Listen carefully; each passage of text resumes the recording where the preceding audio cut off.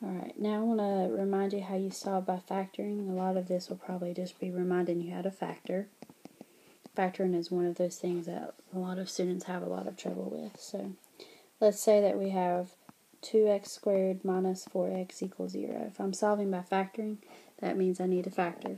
If there's only maybe two things, unless it's a difference of two squares, you might just want to factor out what's in common. In this case, you can factor out a 2 and a x. That means you want to divide everything by 2x, and you're left with x minus 2. If you distribute this, 2x times x and then 2x times 2, you should get what you started with. That's how you can check it. Once you do that, then you just set each thing equal to 0, and then you solve. Divide by 2, add 2, and so your answers are 0 and 2. Just a reminder, if you have x squared minus 4, that's called the difference of two squares. To factor it, you can do x minus 2 times x plus 2. Alright, let's say that you have 8x e to the x minus 4e to the x equals 0. Again, that's only two things. They have some things in common. Let's factor those out. Let's factor out a 4, and let's factor out a e to x. 8 divided by 4 is 2, so you're left with a 2. You're also left with an x. You took out the e to the x, and then you divided by the 4 here. Alright, so then you would be left with, you took out everything, 4e to the x. That means that you're left with a 1. Don't put nothing, because that wouldn't be factored correctly. Remember, when you multiply it out, you got to get what you started with. So then you set each thing equal to 0. 4e to the x equals 0. 2x minus 1 equals 0. This one's easy to solve. You get x equals a half. Add 1 and divide by 2. Over here, this one's a little more difficult. You could divide by the 4. You get e to the x is still 0. E to any power will always be a number. So this doesn't give you a solution, although you still have to be sure to look at it. So really, my only solution is x equals a half. Alright, in this example, you've got 3 things. It's a trinomial. There's nothing in common, so we got to do this one differently. Some of you might remember guess and test. There may be other ways that Miss Doherty or Miss Miller showed you. I'm going to remind you how to do it another way with grouping, and that's the way I usually do it. If you have any questions, be sure to remind me about it. You multiply the first and the last term. You think of the things that multiply to give you that. And then you look for the ones that subtract to give you that. Since you had a negative 12, it needs to subtract to give you a negative 1. That's this one. You replace that negative x with what it is. So replace it with a negative 4x and a positive 3x. I call it drawing the wall. It doesn't matter which order you put that in, it just changes the order of the factors that you get. Factor out what's in common on each one. On the next one, factor out what's in common.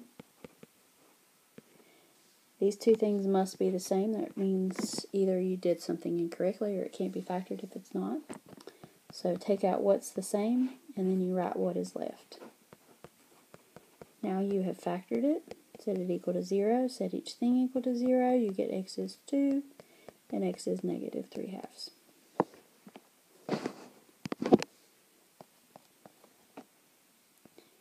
Alright, this one just looks weird because it has fractions. Easiest way I think to solve it is to multiply everything by the common denominator, which would be 3x. So multiply that by 3x, that by 3x, and that by 3x. Alright, these 3x's go away because it's on top and bottom.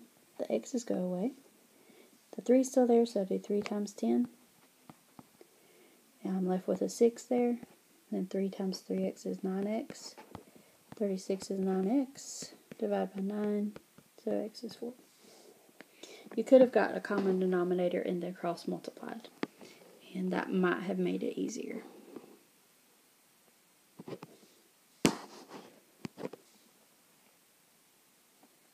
Let me just show you that real quick.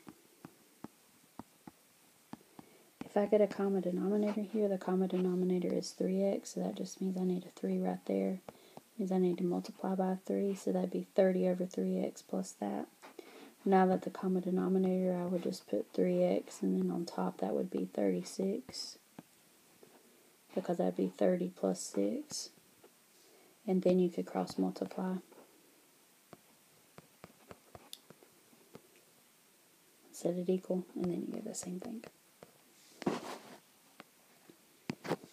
Alright, you have 2x squared minus x over 3 equals 0. Again, that's another one you could just cross multiply. Put that over 1 and multiply crossways. 2x squared minus x equals 0. Now it's down to a problem where you would have to factor it to solve, because there's something in common. And so you get x equals 0, and then x equals a half. Last thing I want to do is give you a hint for number 30. I'm not going to solve it for you. You might have to factor out something that's in common or anything like that, but then you might get to the point that you need to know where sine of x equals 0 or where cosine of x equals 0. The way that I do this without the calculator is I think about the unit circle. These 4 points are 1, 0, 0, 1, negative 1, 0, and 0, negative 1. Remember that sine, if I'm trying to find sine of a value, it's always the y. Cosine of a value is always x.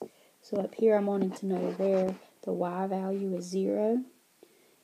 If when I'm doing the sine of x equals 0, well the y value is 0 here, and that is at 0 and pi.